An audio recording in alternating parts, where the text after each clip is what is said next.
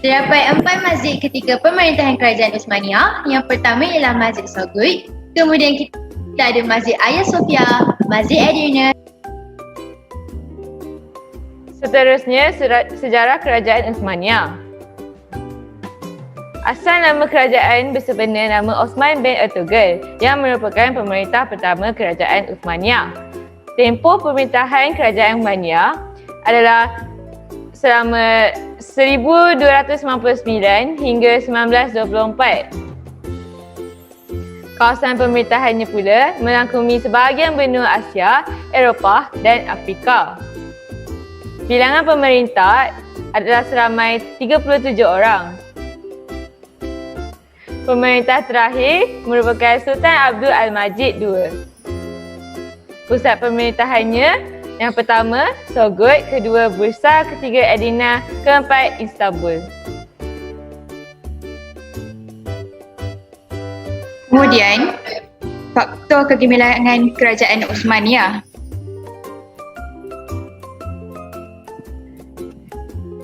Dari segi pentadbiran, kenapa mereka gemilang adalah kerana pemerintah berperanan dengan berkesan sebagai ketua tentera, ketua agama dan hakim tertinggi.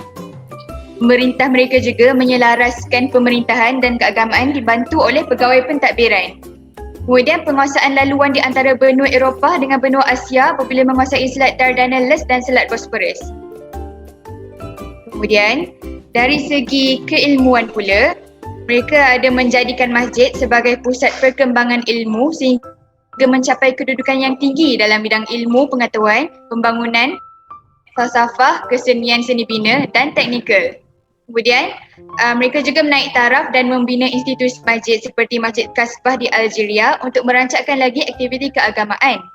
Kenapa mereka gemilang dari segi sosial pula adalah kerana terdapatnya penjagaan kebajikan rakyat menerusi bantuan kepada golongan yang memerlukan. Kemudian terwujudnya suasana harmoni dalam masyarakat. Sistem wakaf yang sistematik meliputi aspek keperluan asas, pendidikan dan kesihatan juga ada. Dan akhir sekali, mereka gemilang dalam bidang ketenteraan adalah kerana mereka mempunyai semangat jihad yang tinggi dalam kalangan tentera demi mempertahankan agama dan negara.